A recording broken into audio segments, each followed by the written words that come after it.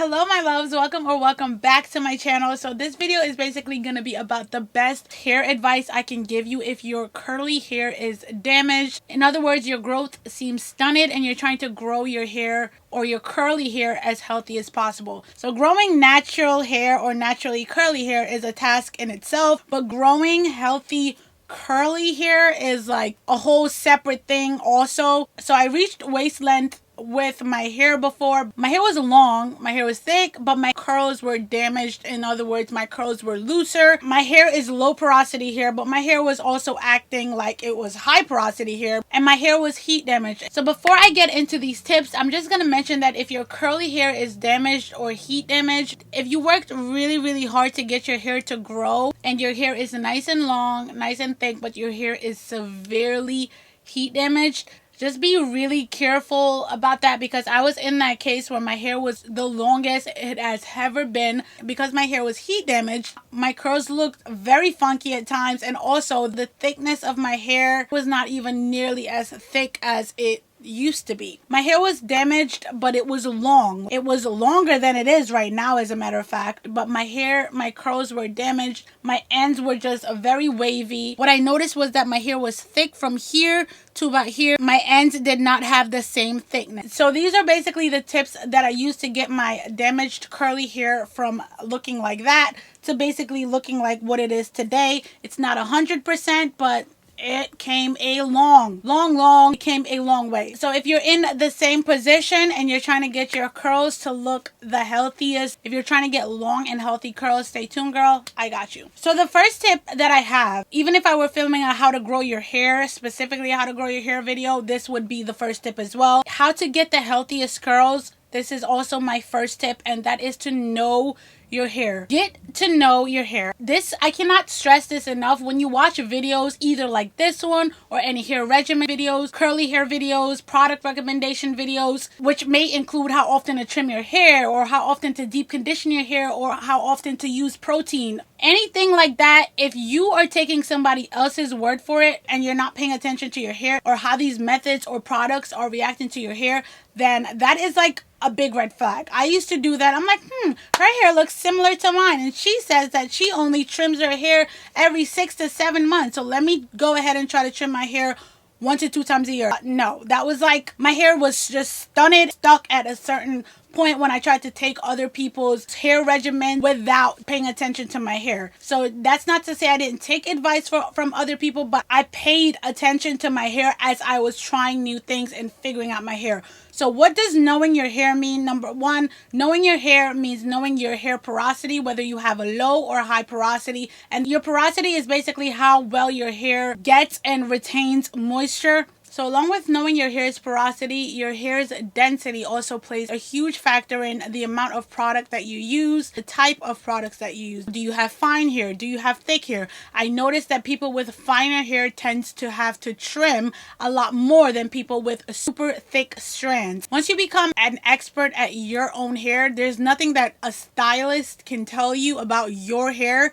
and how your hair responds, because you spend every day doing your hair. So become an expert on your hair type and your hair identity. The better you know your hair, the better the tips after are going to work for you. So tip number 2 is to establish a regimen. I want to be very keen on this statement here. Just because you establish a regimen, it doesn't mean that regimen will not change as your hair changes. So for example, when I was recovering from my heat damage, my hair regimen was completely different from what it is now, where my hair is not heat damaged, but now I'm just trying to get my ends to be as healthy as possible. So depending on your hair state is what your regimen should look like. I often like to say, recognize whether your hair is in a growth mode or recovery mode. Obviously your hair grows from your roots, so your hair is always growing. But if you're having trouble retaining length, or your hair has been stuck at the same spot for as long as you can remember, then you are not necessarily in growth mode. In other words, you have to do everything you can to recover or restore your hair's health in order to get to that growth phase where your hair is retaining length. So while my hair was severely heat damaged, I noticed my thickness was not what it needed to be. It was in recovery mode. You know what that meant? I trimmed my hair a lot more frequently.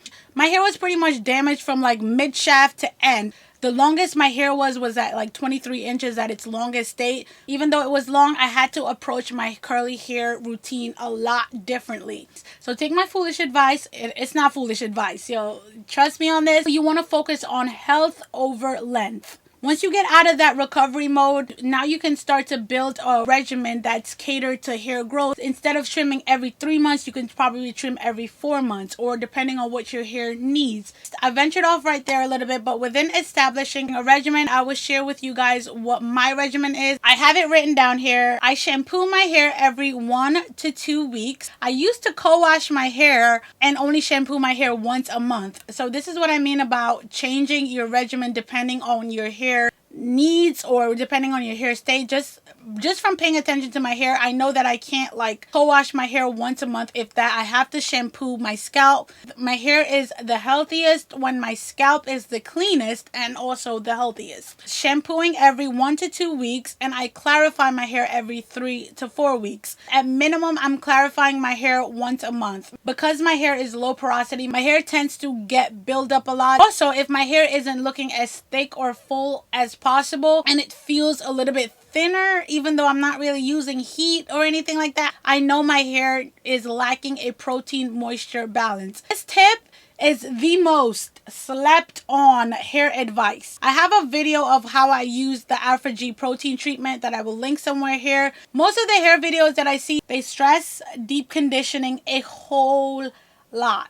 And I am here to tell you that deep conditioning your hair is vital to hair growth. It makes a huge difference. Deep conditioning is the only thing that can penetrate your hair strands. It is the only thing that can get into those cuticles and restore whatever gaps in your hair cuticles that may result from damage from heat or chemicals or anything else. Deep conditioning is important. Protein treatments are equally as important. Protein overload is also a thing, and moisture overload is a thing. I know it sounds like a lot, but that's why I say knowing your hair is probably the most important step to this all. You want to trial and error until you feel your hair thriving. Like, I deep condition 2 to 3 times a month, so roughly once a week, and I do protein treatments every 3 to 6 weeks. This varies depending on how my hair feels. So right now I'm due for a protein treatment, and I'm going to do a protein treatment next time I wash my hair, just because for the past 4 to 5 times I've been doing deep conditioning treatments. My hair feels fine right now, so that's why I didn't really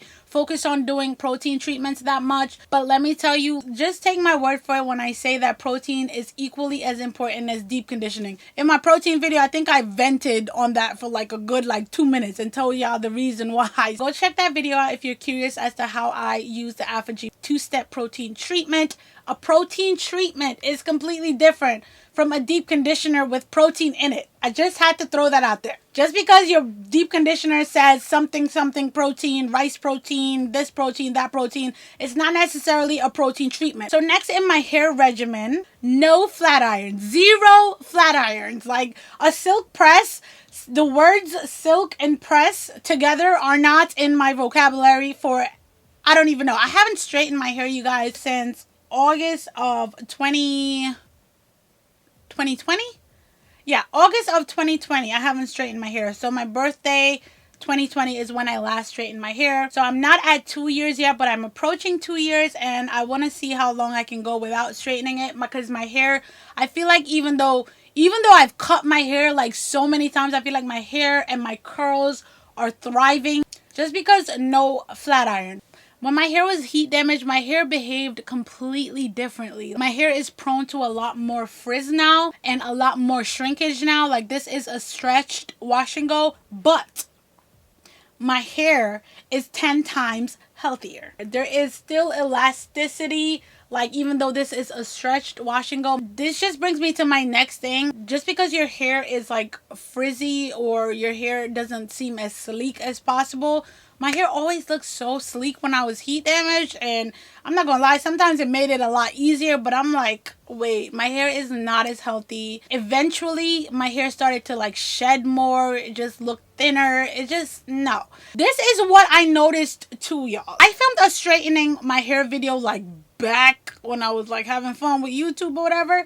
Y'all don't gotta watch it, but it's still on my channel. It's an old video. I straightened my hair, and this is how thick my hair looked in its blow dried state, and then how my hair looked when it was straightened versus how my hair looked when it was straightened in 2020. Like, and then it just looked thinner, it looked a little bit more lifeless and less thick. That was when I knew. I'm like, oh no. No, I gotta put the flat iron down, I gotta get my thick hair back, and I gotta get my curls back. So that's the type of time I've been on for this past year and a half, and get on it. In 2022, we're gonna have healthy bomb full curls, and we're gonna have healthy hair, so let's do this. So under limited to no direct heat, if I'm diffusing my hair, I use low to medium heat. It's very tempting to diffuse on high heat, especially because your hair dries faster and you get a better stretch. Like if you stretch your hair, I use the Dyson hair dryer, and all hair dryers are not created equally, y'all. Let me just tell you, it's just not. This thing right here is very expensive. I'm not saying you need to go out and get a Dyson. You don't need to do that. Just get a good blow dryer, and get a blow dryer that has heat settings so you can control like how hot your hair is if you're diffusing your hair. If you're air drying your hair, then you don't even have to worry about this tip. But for this particular wash and go, I sat under the hooded dryer before I stretched my hair. So just throwing that out there if you're someone that likes to diffuse your hair in a healthy way. So the next thing I recommend is a frequent trimming of your ends. If you're trying to recover from heat damage, if you're trying to grow your hair, I'm sorry, you guys, I know that there are a lot of people, I can't even tell you how many videos I used to watch when people told me to put the scissors down, or like you don't need to cut your hair because your hair grows from your roots. I've heard it all. And when I tell you, they are right in the sense that your hair grows from your roots. But can I rant for a little bit? Let me just rant for a little bit right here, because I literally learned the hard way when it came to this tip. Like, see these right here? Hair scissors. Don't be afraid of hair scissors. The times in my hair journey where I waited more than 4 to 5 months, as in I used to trim my hair like every 6 months back in the day, my hair would not grow past a certain length. If your hair is in the healthiest state of your life, as in you haven't touched a flat iron in like 3 to 4 years or something, you don't ever color your hair is just long and thriving, thick, the same thickness from root to ends, obviously you don't need to trim your hair every like 3 months. Your hair is healthy and you don't do anything to make your ends damaged. If you do anything to your hair and your ends are damaged and you're trying to grow your hair or recover from like damaged hair, and you think that you're gonna trim your hair once a year or something, you're gonna have to cut more. Your growth is gonna be stunted. The only time I've seen people get away with not frequent trimming of their ends is when they've practiced healthy hair habits like for a very long period of time and their hair is just in a growth beast mode. Patience is the name of the game. If your ends are damaged, what I would suggest is either gradually cutting your hair, as in more than like 2 inches at a time, gradually, or you do a big chop off the dead ends one time, and then slowly like trimming like a 1/2 inch to 1/4 inch every 3 to 4 months. So a lot of people don't know what an inch looks like. This is an inch of hair. When you put your 2 fingers together, this is an inch of hair. 1/2 inch, this is 1/2 inch. 1.5 inches is 3 fingers, and 2 inches is 4 fingers. Put your fingers against a ruler if you don't believe me, but if I'm trimming my hair, that's how I gauge exactly how much I'm cutting off at any given time. If you have stunted growth and you don't trim your hair frequently, like you don't trim your hair at all, or you trim your hair like every 7 to 8 months or something, just try to trim it a little bit more frequently. The goal is still to grow your hair, so you still want to trim when needed or when necessary, but still pay it. A lot of people don't know what when necessary means. Like if your hair is a thick, like let me pull out a strand of hair. You see how my hair is like the same thickness from root to end. Just got a diva cut, by the way. When I go to trim my hair, I don't have to trim off more than like 1/2 inch to 1 inch. There was a time when my hair legit hit my belly button. When I pulled out a curl, it was like thick, and then like super thin. Just basically cut my growth. So every 4 months I cut 2 inches of hair until my hair was like This is a recent one that I've implemented because I noticed the implication of tight protective styles. So the gentlest way to put your hair in a bun is to either use a silk scrunchie and don't hold your hair taut so that your roots are being pulled out. But what would happen is the front of my hair would always be like very much looser. It's looser in general, but I noticed that when I used to wear my hair in buns like every day as a protective style, but it was tugging on my roots, and also I would brush my hair so taut and so straight that it was basically like loosening my curls over time, and I didn't even know what it was because I wasn't even using heat, but my buns were just way too tight and I was just keeping them in for too long. So if you do put your hair in a bun or any other protective style, be careful of how long you keep that protective style in. You just want to make sure that your scalp is also protected and your ends and the integrity of your hair is intact with whatever style you do. Just be super careful, girl. You got this. I believe in you. Like, we got this. In 2022, I'm telling you, we're not playing no games. No games shall be played on our hair journey. Just to maximize my hair growth and health, I've been taking the Main Choice Metabolism Plus hair vitamins. I absolutely love it. I've been taking it for a while. I think I have a pack of 2 that comes in every like 3 to 4 months or something. I have it on like a schedule. As you guys can see, this one is almost done and I have one in my desk at work. It's just great for my overall health and also my hair health. It just helps to fill any nutritional gaps in my body that I may not realize. I do try to maintain a healthy diet and lifestyle, and girl, let me tell you, that's not always easy. So these vitamins are perfect to, you know, fill any nutritional gaps. Like I said, there's so many hacks and treatments and hair methods out there, but it's all about patience and consistency and establishing a regimen, a simple regimen that you can maintain. And you won't see results overnight, but I'm telling you, after being consistent for a while, your hair and the health of your hair will change and thrive. I promise. If there's anything that I did not mention that has been working for you, be sure to let me know. Like I said, we're on this journey together. Let me know in the comments and I'll try to either incorporate it into my journey or mention it in the next video if it worked for me. So thank you guys so much for watching. I love you guys and I will see you guys in the next video. Bye guys.